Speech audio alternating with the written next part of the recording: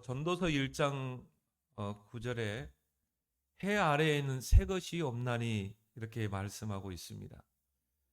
새 것도 오랜 세월이 흐르면 새하얘지고 또 낡아지죠. 차도 마찬가지입니다. 처음에 차를 삘 때 삐걱번쩍하고 그런 새 차 냄새도 나고 하는데 누구 말대로 차는 사가지고 한 번 굴리면 중고래요. 그래서 세월이 지나면 이제 하나하나 부속품이 이제 낡아지고 또 고장이 나고 그러면 또 이제 우리가 부품을 갈고 그래야 되잖아요. 저희 차도 보니까 한 6년, 7년 타고 나니까 이제 부속품이 하나하나 낡아지는 것입니다. 뭐 갈지 않으면 착 굴러가지를 않잖아요. 우리 인간도 마찬가지입니다. 우리 인간이 날로 젊을 때 그 건강 그대로 있을 것 같지만은 그렇지 않죠. 30대 달라지고 40대 또 50대 달라지고 나이가 들수록 우리 인간도 이 사람도 쇠하여지는 게 그게 이 창세기 3장의 이 세상인 것입니다. 그래서 어제 우리 두 아들 그 어릴 때 그 사진과 동영상을 보니까요. 우리 두 아들에게도 저런 때가 있었구나. 저렇게 아장아장 길 때가 있었고, 저렇게 이 어릴 때 그런 것들이 있었구나. 지금 벌써 보니까요. 18, 또 16. 벌써 나이가 그렇게 됐어요. 참 세월이 좀 빠르구나. 많은 사람들이 무병장수를 꿈꿉니다. 다 이 땅에 살면서 병 없이 아픈 것 없이 오래오래 장수하다가 그냥 밤에 편하게 잠들었는데 그냥 아침에 그냥 딱 천국에 가 있는 그러면 얼마나 좋겠어요. 우리 인생이. 그렇지만 또 그렇지 않거든요. 또 이렇게 나이가 들어가면서 모든 기관이 새하얘지고 또 관절도 안 좋아지고 허리도 안 좋아지고 눈도 안 좋아지고 또 장기도 안 좋아지고 그래서 또 병이 오고 그렇게 또 신음 앓다가 또 생을 마감하고 그래서 중국의 이 진시 황제가 불로장생의 꿈을 이루기 위해서 3천 명을 동원했어요. 그렇게 해서 불로초를 찾아오라는 것입니다. 그래서 그 3천 명이 이 일본까지 가가지고 우리나라에도 왔다 그러죠. 그 불로초를 찾기 위해서. 그런데 진시 황제는 환갑도 못 넘기고요. 50세의 나이로 인생을 마감했습니다. 세계과학기술위원회가 내놓은 과학기술 예측에 의하면 앞으로 15년, 20년 후에는 인간의 그 오랜 소망, 무병장수의 시대가 열 것이다. 이렇게 예측을 했어요. 그래서 10년 후에는 나노미터 크기의 그런 혈관 청소용 로봇이 이제 우리 몸속에 이게 쭉 돌다가 몸속의 혈관을 깨끗하게 청소도 하고 또 손상된 혈관 부위가 있으면 그거를 치유하기도 하고 그런 시대가 온대요. 이제 여러분 이제 앞으로 뭐 뇌출혈 걸릴 염려는 없겠네요. 뭐 요즘 뇌출혈, 뇌경색 얼마나 많이 쓰러집니까? 그러면 이제 아마 재활 치료도 할 필요도 없을 것 같아요. 그것이 우리 몸속에 혈관을 타고 다니다가 또 뇌혈관 속으로 타고 다니다가 막힌 부분이 있으면 또 청소해서 뚫어주지. 또 혈관이 손상되면 또 치료해주지. 또 스마트 약으로 불리는 나노 캡슐이 나와서요. 그게 우리 몸 안에 이렇게 헤엄쳐 다니다가 이 특별한 질병의 바이러스가 있으면 그거를 공격해가지고 그 바이러스를 이제 퇴출시키고 또 우리 장기가 노화되면 어떻게 해야 돼요? 그걸 갈아 끼워야 되잖아요. 그래서 우리의 그 줄기세포를 배양해가지고 그렇게 해서 뭐 간도 만들고 또 위도 만들고 폐도 만들고 그렇게 해서 이제 교체하면 되는 거예요. 그래서 이제 간이 이제 완전 강경색까지 갔다. 강경화까지 갔다. 그러면 내 줄기세포 빼가지고 그를 배양해서 그 이제 간을 교체하면 돼. 폐도 교체하고. 정말 꿈 같은 이야기죠. 근데 과학자들, 의학자들은 그 부분에 확신을 갖고 있거든요. 근데 과연 그럴까요? 이렇게 과학과 의학이 발달한 그 현대를 한번 보자 이 말이에요. 암 환자는 더 급증합니다. 여러분 종합병원 가보세요. 거의 아마 70, 80%가 암 환자 겁니다. 또 암의 종류도 얼마나 많은지 몰라요. 옛날에 우리가 암하면 뭐 그냥 간암, 폐암, 뭐 위암 그 정도였잖아요. 지금은 뭐 희한한 암까지 신종으로 생겨나는 암이 더 많아진대요. 치매 환자는 더 많아집니다. 그렇게 뇌에 좋은 약이 나왔다고 하는데 정신질환자는 더 급증합니다. 그럼 우리 뭘 몰라서 그런 말을 합니까? 질병의 근본 원인을 몰라서 그래요. 그래서 첫 번째로 왜 질병이 걸리는가? 이거는 모든 사람의 질문이죠. 왜 나에게 이런 질병이 오는가? 그 원인을 우리는 알아야 될 줄 믿습니다. 그래야 바른 진단 속에 바른 치료를 할 수 있어요. 질병에는요 여러 가지 원인이 있습니다.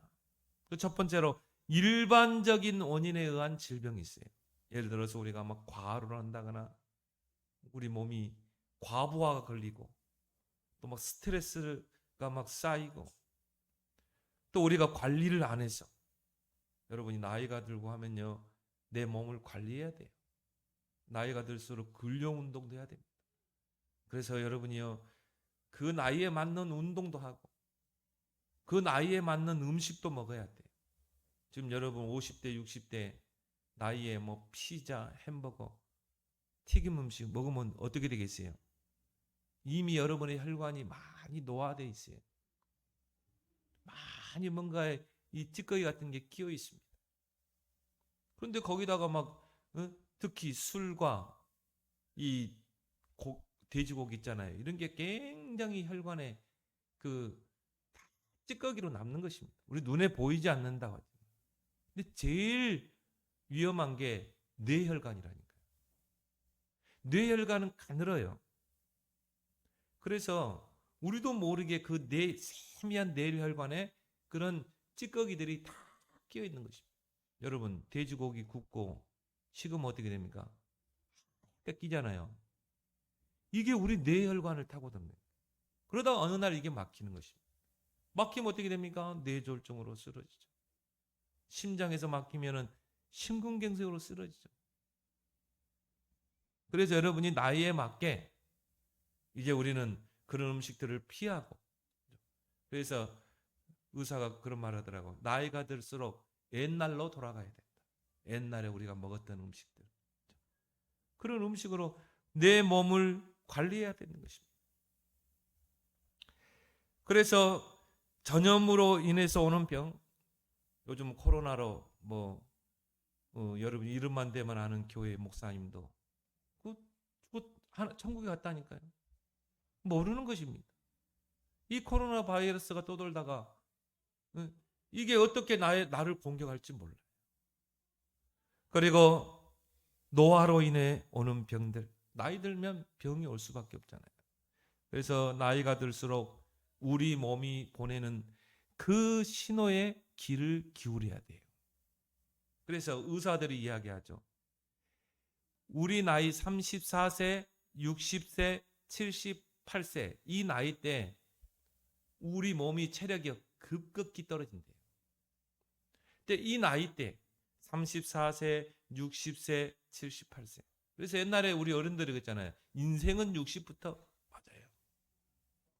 그러니까 우리가 몸 관리를 잘하면 60대 나이가 돼서 새롭게 우리가 남은 여생을 편안하게 살 수 있고 건강하게 살 수 있고 또 다른 일에 도전할 수 있는데 60세 나이 돼가지고요. 완전히 체력이 고갈돼가지고 더 이상 뛸 수 없는 그렇게 되고 병이 들면 어떻게 됩니까?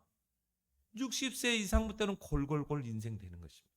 어떤 사람은 60세 이후로 골골골 인생이 되는 사람이 있고 어떤 사람은 아예 60대 이제 아예 청춘이 돼가지고 더 젊게 사는 사람이 있습니다. 관리하길 바랍니다.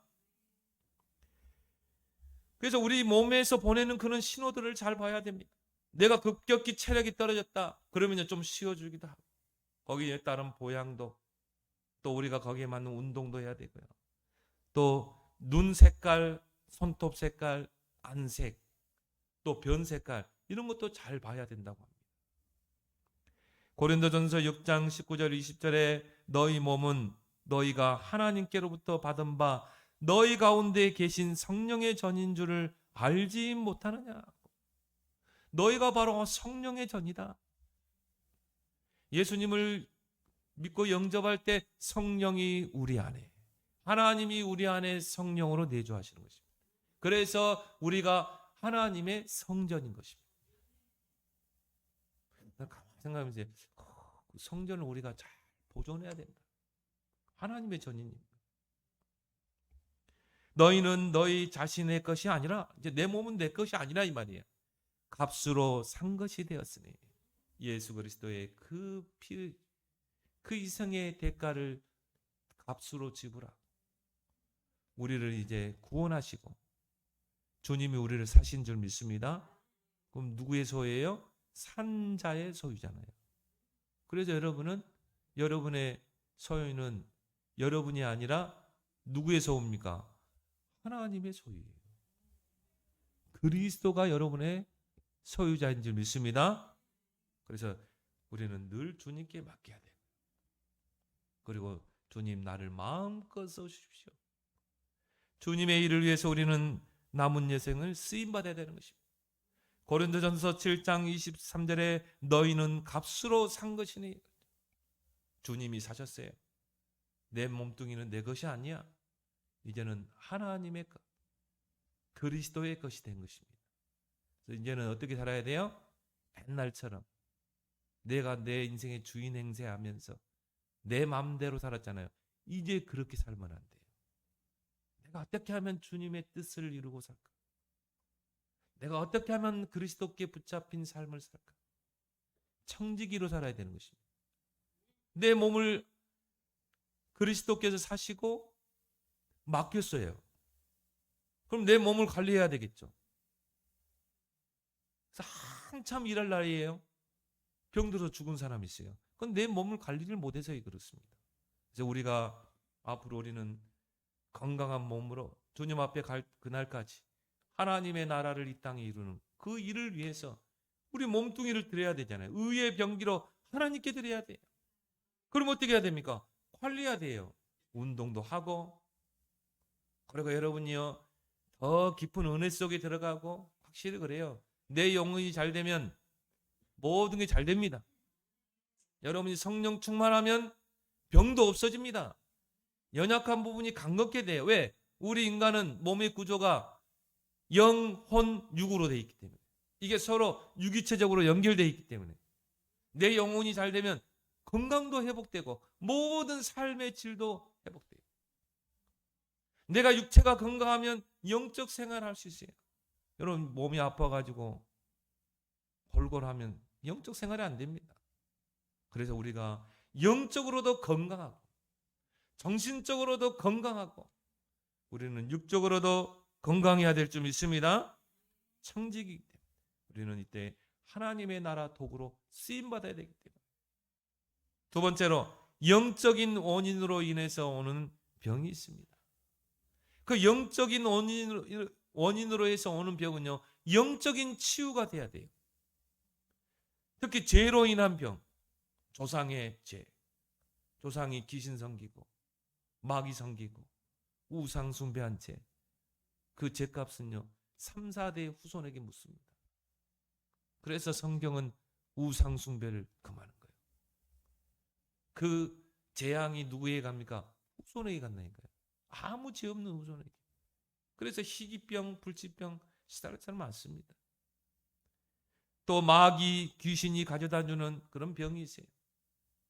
이런 귀신들, 마귀들이 가져다주는 정신병, 마음의 병, 신경의 병, 육신의 병이 있습니다. 이거는 사탄, 마귀, 귀신이 가져다 주는 것이기 때문에 근본 치유가 우선돼야 돼요. 병원에 가서 해결됩니까? 해결 안 됩니다. 근본 치유가 우선돼야 돼요. 그 질병의 근본 원인이 하나님을 떠나 죄와 사단에게서 붙잡힌 것이기 때문에, 따라서 그리스도를 통해 신분이 치유돼야 됩니다. 신분이 바뀌어야 돼요.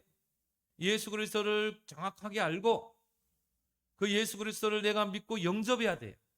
영접하는 자, 그 이름을 믿는 자들에게는 하나님의 자녀가 되는 권세를 줬어요. 마귀의 자녀가 하나님의 자녀로. 그리고 뭡니까? 죄와 사망의 법에서 해방되고, 그리고 성령이 우리 안에 내주하게 되는 것입니다. 하나님이 내 안에 성전 삼고 임하는 것입니다. 근본 치유. 모든 질병의 근본부터 치유돼야 된다. 또한 하나님의 뜻이 있는 병이 있어요. 고린도후서 12장 7절에 바울은 나에게 육체의 가시가 있다고 그랬어요. 곧 사단의 사자가 있다고 그랬어요. 그래서 이 병을 놓고 하나님 앞에요, 간절히 바울이 금식하며 생명 걸고 기도했어요. 그래서 이 바울이 있었던 질병이 뭐냐? 거기에 대해서 신학자들이 많은 이야기를 했어요. 아마 안질이었을 것이다. 눈이 안 좋아가지고. 그래서 이 바울이 쓴 서실은 거의 대피를 했죠. 바울이 불러주면 누군가가 대서를 했습니다. 아마 눈이 안 좋았을 것이다. 또 어떤 이는 간질이 있었을 것이다. 뭐 여러 가지 이 설이 있습니다. 하여튼 바울에게도 이런 육체 가시, 질병이 있었어요. 근데 바울은 그거를 사탄의 사자라 이렇게 표현했어요. 그래서 왜 하나님이 나를 이 병을 고쳐주지 않는가? 바울이 그걸 놓고 정말 생명 걸고 세 번 기도했는데, 근데요, 깨닫게 된 거죠. 바울이 너무나 큰 일을 하잖아요. 복음을 위해서. 자고치 않기 위해서. 자만하고 교만하지 않기 위해서 가시를 둔 것입니다. 바울이 조금 교만해지려고 하면요, 이 이제 병이 올라오는 거예요. 자기를 찌르는 것입니다. 그래서 바울이 그걸 깨닫고 나에게 질병 주신 하나님께 감사하리로다. 이제 이 정도 찾아내면 그 위대한 인물이 되는 거죠. 자기에게 질병이 있는데 감사돼요. 하나님의 능력이 나의 약한 데서 온전하게 됩니다. 그래서 저도 주변을 보면요, 정말 큰 일 하는 목사님들 보면요, 그 질병이 있었더라고요. 근데 그것 때문에 하나님이 자고치 않게 하고. 그래서 우리가 알고 있는 크로스비 같은 경우도요, 눈이 소경이었잖아요. 그걸 놓고 얼마나 기도했겠습니까? 하나님이 고쳐주지 않았거든요. 그런데 크로스비가 깨닫게 된 거예요. 그래, 나는 이것으로 하나님께 영광 돌리겠다. 눈 뜨면은 죄악 세상만 보이잖아요. 여러분 그러잖아요. TV 한번 들어보세요. 온통 뭐 사기꾼들, 도둑놈, 뭐 살인, 뭐 그런 거잖아요. 차라리 눈 안 감고 사는 게 낫지. 그래서 주옥과 같은 그런 많은 시를 쓰고, 그게 찬송가로 우리가 불려주고 있잖아요. 또 우리가 아는 이 신학계의 대부, 이 요한 칼빈이죠. 기독교 강요를 썼던 그 칼빈은 움직이는 병원이었어요. 그러니까 몸 발끝부터 머리까지 온통 병으로. 그런데 위대한 신학을 정립했어요. 기독교 강요를 썼어요. 그리고 구원의 서정 5가지, 우리가 튤립이라고 그러죠. 전적 부패, 그리고 무조건적 선택, 그 교리를 만드는 이 정립해 놓는 인물이 요한 칼빈인 것입니다. 그래서 이렇게 여러 가지 다양한 원인에 의해서 병이 인간에게 찾아오는 것입니다. 그렇다면 이런 병의 원인을 정확하게 진단하고 우리는 그들을 치료해 줘야 될 줄 믿습니다. 그럼 두 번째는 뭡니까? 올바른 치유의 순서를 알아야 돼요. 잘못된 치유법은 더 잘못된 결과를 가져옵니다. 특히 의술에, 약에만 의존하는. 어떤 사람은 무조건 약만 먹어요. 막 건강에 좋다 하면요, 그냥 뭐 검증되지 않는 것도 먹고. 그리고 뭡니까? 무조건 의사는요, 자기들 돈 벌어야 되잖아요. 나는 저희 아버님을 보면서요. 물론 의사들 중에도 정말 선의가 있습니다. 진짜 내가 병자를 고쳐야 됐다. 근데요, 그렇게 하면은 의사가 그런 말 있잖아요. 밥 먹고 살기 힘들대요, 의사들. 그러니까 무조건 수술하래. 저희 아버님도요, 무조건 수술하래.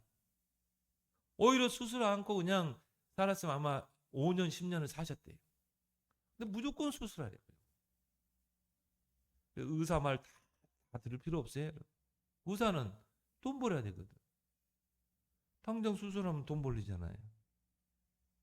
의술만 의지하고 약만 의존하는 거. 또 육신적인 결과만 보는 거. 병이 치유됐다. 성전 및 문지방에 앉아있는 안진뱅이가 나사렛 예수 그리스도 뭐 일어나 그렇다. 그것 때문에 막 사람들이 환호했어요. 그게 중요하지 않다 이 말이에요. 중요한 거는 뭡니까? 그 나사렛 예수 그리스도 이름으로 일어난 안진뱅이가 성전에 들어가서 여호와를 찬양했다. 구원받은 게 중요한 줄 믿습니다. 하나님의 그런 질병을 통해서요. 하나님이 그 사람을 부르시는 사인인 것입니다. 그런 영적인 게 중요하지. 그걸 통해 하나님과의 관계를 회복하기 위해서. 또한 종교적인 방법, 미신, 잡신에 의존하는 것. 그래가지고는 뭐요? 예? 용하다는 무당이 있으면 찾아가가지고 막 구다고 관찰하고 그래서 예? 반무당인 그런 목사들이 눈 찌르고 실명되고 얼마나 그랬습니까? 뭐 시신이 뭐 부활한다고 해가지고 이상한 약 먹여가지고 그 시신을 부활할 때까지 기다리는 거예요. 이런 종교적인 방법, 미신, 신비적인 잡신에 의존하는 것 더 큰 문제를 가져옵니다. 우리는 성경에서 말하는 올바른 치유 순서를 가지고 우리는 정확한 진단과 치유를 해야 되는 것입니다. 그러면 성경에서 말하는 하나님이 말씀하시는 올바른 치유의 과정이 뭡니까? 가장 먼저 근본이 치유돼야 된다. 이 사람은 정신병자냐, 암 환자냐, 우울증에 시달리고 있느냐, 어떤 질병 환자라 할지라도 모든 문제 가장 먼저 근본이 치유돼야 된다. 왜 그렇습니까? 모든 질병의 근본 원인이 창세기 3장의 원죄에서부터 시작됐기 때문에 죄가 들어오기 전에는요 이 땅에 질병이 없었어요. 원죄로부터 모든 질병이 시작된 것입니다. 창세기 3장의 원죄가 뭡니까? 불순종으로 인해서 죄가 들어오게 된 것입니다. 그 아담의 불순종의 그 죄, 아담과 하와의 그 불순종의 죄, 그게 그 불순종으로 인해서 죄가 들어오는. 죄라고 할 때 우리가 뭔가 하나의 형상이 아니라 뭔가에 있는 그게 아니라 죄는 관역을 벗어나 버린 것입니다. 하마르티아라고 그러죠. 우리 인간이 하나님께 우리의 시선을 고정하고 하나님의 말씀에 시선을 고정하고 하나님의 말씀 순종하면 살아야 됩니다. 마귀의 유혹을 받고 선악과를 다 먹었잖아요. 그거는 뭡니까?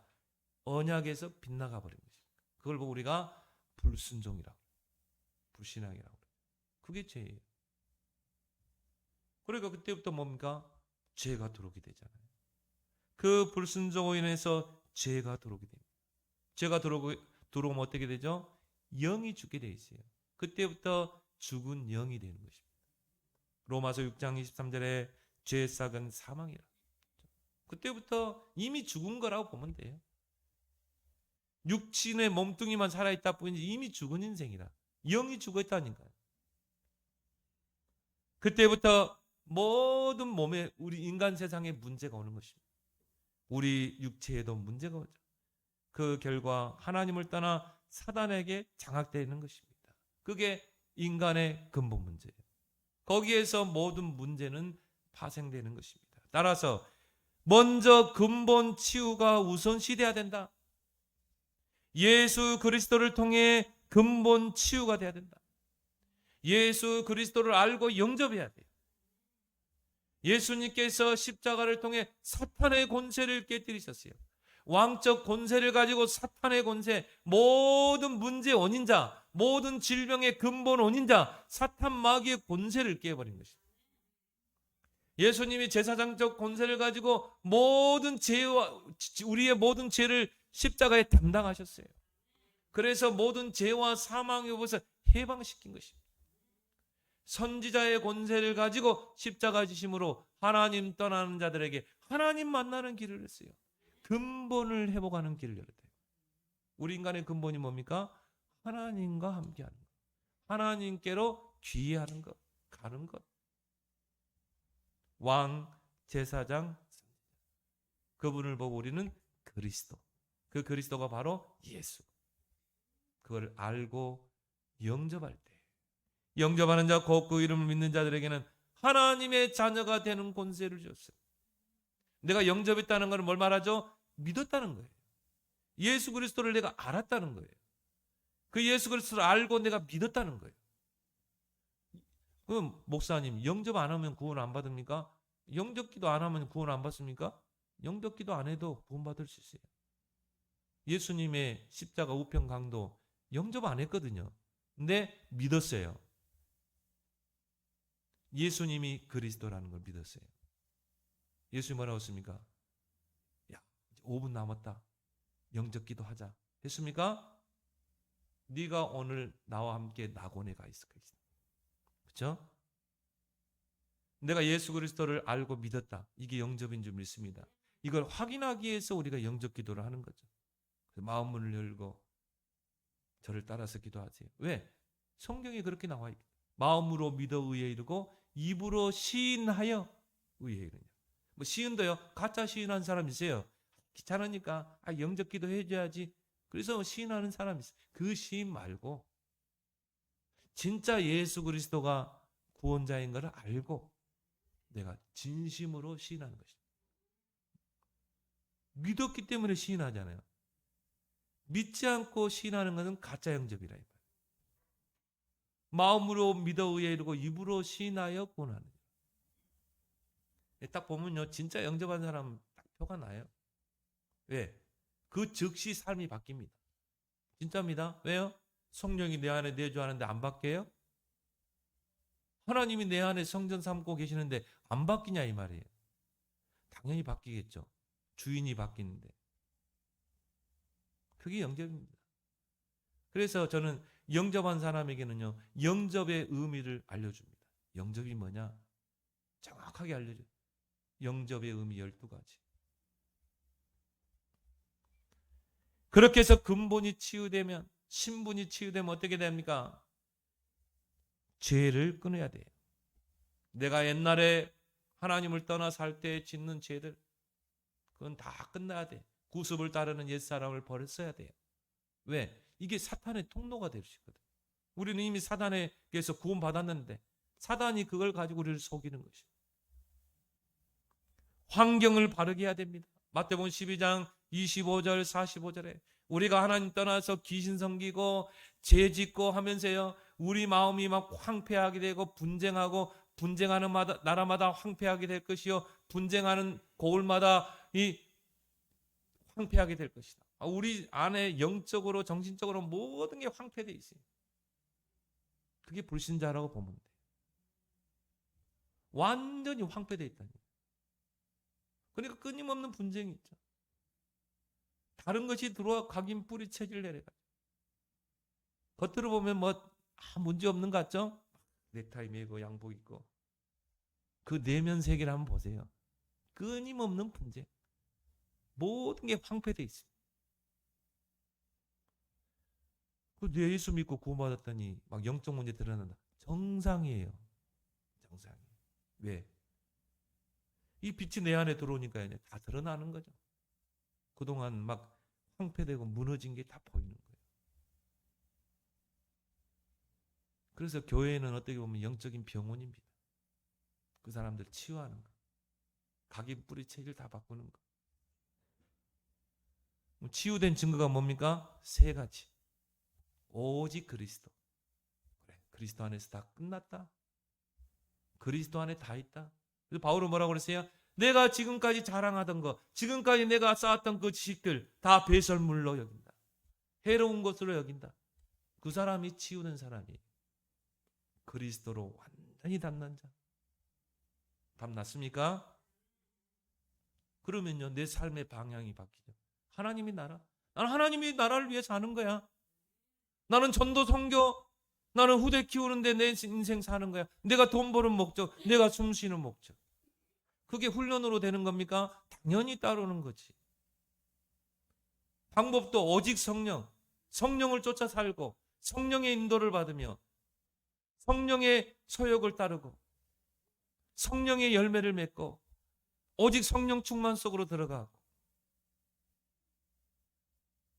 그 사람들이 그 기도하는데 오순절의 역사가 임하는 것이 보호자가 임하는 것이죠.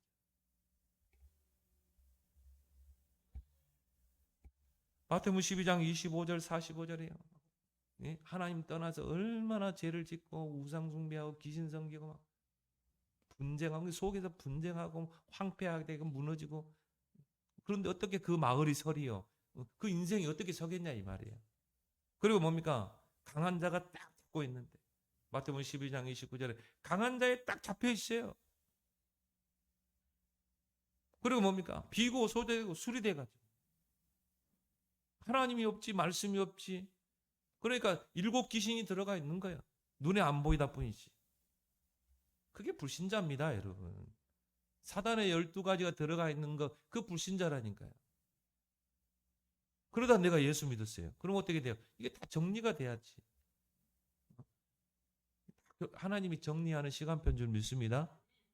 왜 나는 기도하는데 응답이 없고 왜 나에게는 증거가 없는가? 하나님이 지금 정리하고 있어요. 40년, 50년 살아오면서 그 황폐되고 무너지고 리모델링 해야 되고 바꿔야 되고 응답이 안 오는 게 아니라 응답이 오고 있는 줄 믿습니다. 이미 응답 받은 거. 하나님이요 너무 고장 나가지고 고장난 인생 하나님 바꾸어 나가는 것입니다. 그래서 이 신앙생활이요 치유된 사람은 단순합니다. 복잡하지 않습니다. 문제 만났다. 문제 아니야 이거. 그리스도 다 끝났잖냐. 주님 이건 내 문제 아닙니다. 주님 겁니다. 왜? 내 인생의 주인은 그리스도 아닙니까? 주님께 맡깁니다. 나는 기도합니다. 어떤 목사님이요 현장에 전도하는데 아들이 앰뷸런스 실려서 중환자 갔어요. 중환자 병원. 근데 목사님이요 내 아들 죽고 사는 거 하나님의 손에 있지. 그리고 내 아들 그거 내 거야? 하나님의 것인데. 그러니까 전도하러 갔대. 하나님이 다 고쳐주시는 거 있죠. 지금 아들 목회 잘하고 있죠. 그러니까 이런 생각도 바뀌고 마음도 다 바뀌어야 되는 것입니다. 그래서 이런 환경을 완전히 바꿔야 돼. 은혜 생활 속에 들어가야 돼요. 그래서 우리는 말씀 속으로 기도 속으로 들어가는 것입니다. 물리적인 치료는 이때부터 행해야 되는 것입니다. 그리고 성령 충만의 삶 속으로 들어가야 되는 것입니다. 에베소서 5장 18절에 술 취하지 말라 이는 방탕한 것이요 성령의 충만함을 받으라. 이제 성령에 취해야 돼요. 옛날에는 술에 취했고 도박에 취했고 마약에 취했는데 이제는 성령에 취해야 돼요. 성령 충만 속으로 들어가야 돼요. 우리가 예수를 영접할 때 성령이 내주합니다. 그 말은 뭡니까?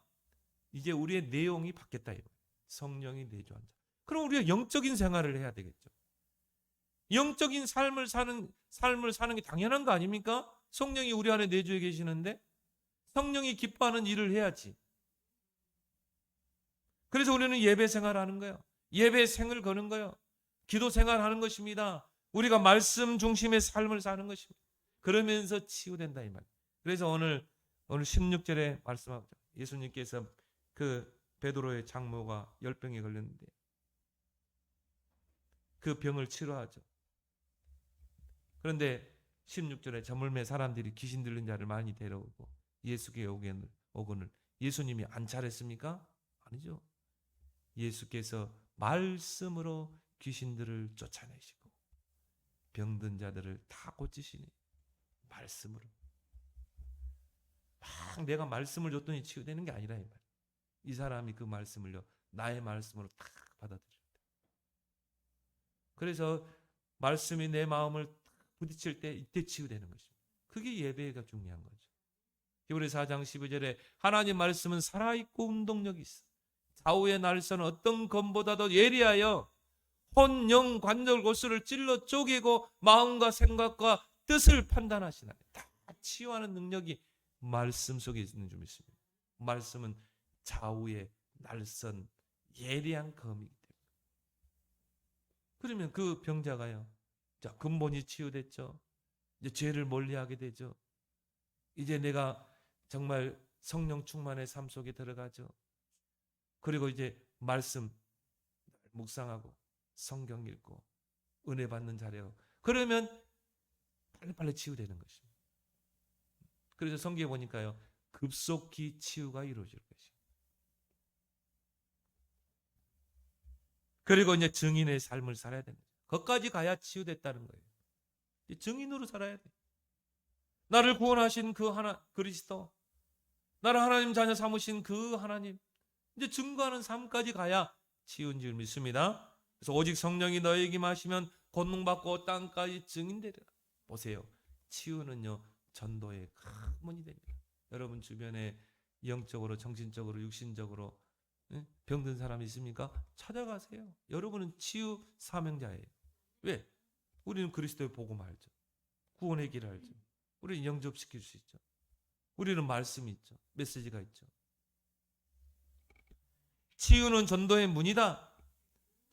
성경은 치유에 관한 약속의 말씀이 있습니다. 말라기 4장 2절에 내 이름을 경외하는 너희에게는 의로운 해가 떠올라서 치료하는 광선을 비추는, 치료하는 광선이 임하게 되지. 이사야 58장 8절에 내 빛이 새벽같이 비칠 것이며 내 치유가 급속할 것이며. 우리가 은혜 속에 들어가고 말씀 속에, 기도 속에 들어가게 되면, 성령 충만 속에 들어가면 치유가 급속히 이루어질 것입니다. 같이 뇌출혈로 쓰러졌는데 어떤 분은 1년도 안 돼가지고 회복되게 나오더라니까요. 1년도 안 돼가지고 둘이 쓰러지고 반신불구가 됐는데, 지금도 가끔 차 오면요, 차 타고 교회 오면요 지팡이 짚고 가는 남자 있어요.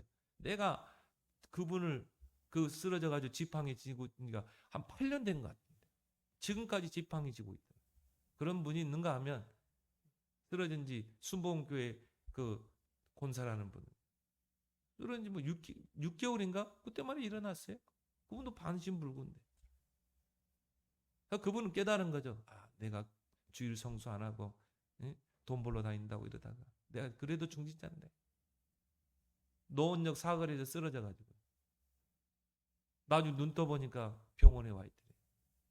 반신불구 된 거죠. 그때 깨달은 거예요. 하나님이 매를 드셨구나. 그래 이분이 막 하나님 앞에 생명 걸고 병원에 아예 그냥 물리치료실에다가 기도처를 만들어가지고 하나님께 씨름하는 것입니다. 야곱의 씨름. 6개월 좀 넘어가지고 치유돼가지고 이분 말만 조금 오느라고 친구하고 밥 먹으러 간대. 점심 식사 말짱히 걸어서 가더라니까요. 내 빛이 새벽같이 비칠 것이며 내 치유가 급속할 것이며. 그래서 하나님은 치료자이시다. 출애굽기 15장 26절에 나는 너희를 치료하는 여호와임이라. 욥기 5장 18절 하나님은 아프게 하시다가 싸매시며 상하게 하시다가 그 손으로 고치시나니. 우리를 고치시고 낫게 하시는 분은 하나님이시다. 예수님은 치유 사역과 병영에서 복음을 전파했어요. 마태복음 9장 35절에 회당에서 가르치시며 천국 복음을 전파하시며 모든 병과 모든 약한 것을 고치시니라. 사복음서 보면요, 예수님이 공생의 기간 동안에 많은 병자들이 왔습니다. 주님을 예면치 않았어요. 다 고쳐줬어요. 소경도 고쳐주시고 중풍병자도 고치고 정신병자도 귀신을 쫓아내고, 그러면서 하나님 나라의 복음을 전파하시고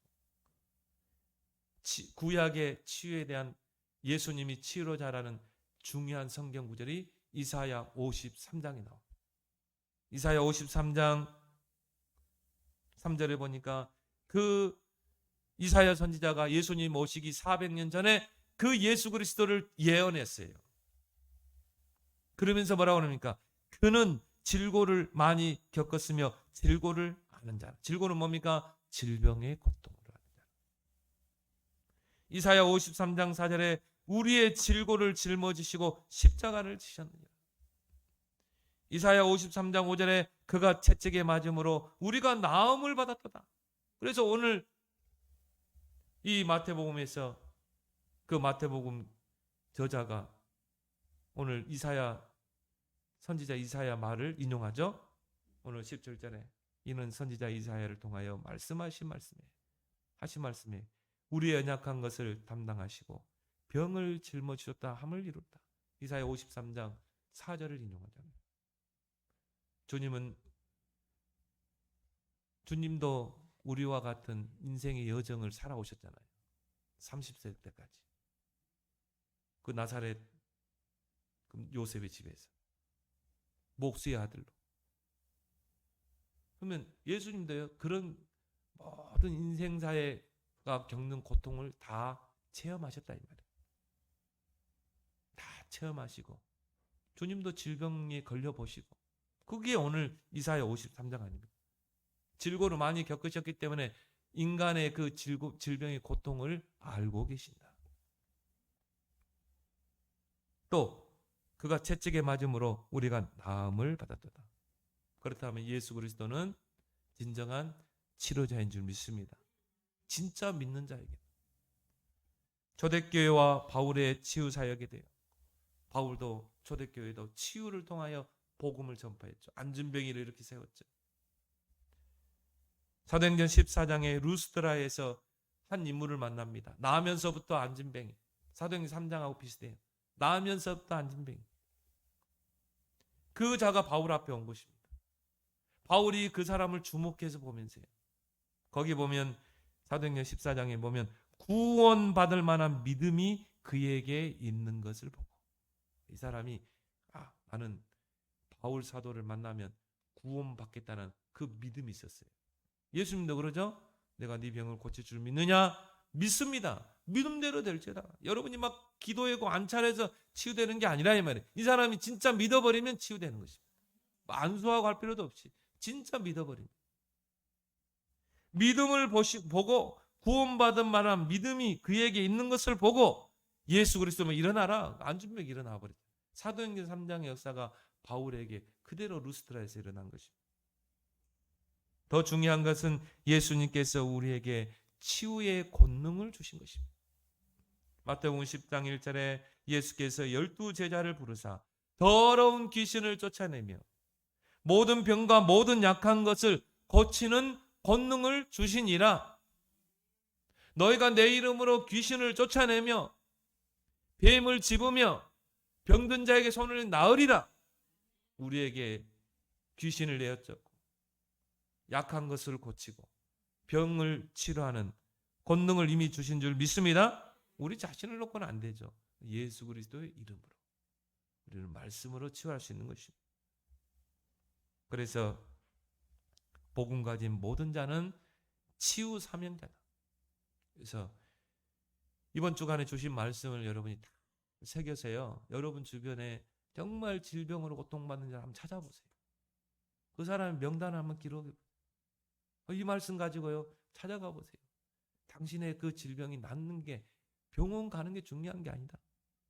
먼저 근본이 치유된. 왜? 당신 지금 하나님을 떠나 죄와 사단의 권세 아래 있지 않냐? 그 죄의 근본 원인은 그 죄가 들어오면서부터 원죄가 들어오면서부터 모든 죄는 시작된다. 그래서 당신 하나님 만나야 된다. 한번 진짜 해보세요. 여러분을 통해서 정말 치유와 함께 복음이 증거되는 그런 증거를 갖길 바랍니다. 하나님 아버지 은혜를 감사합니다. 해 아래 새 것이 없나니 정말 많은 인생들이 하나님을 떠나서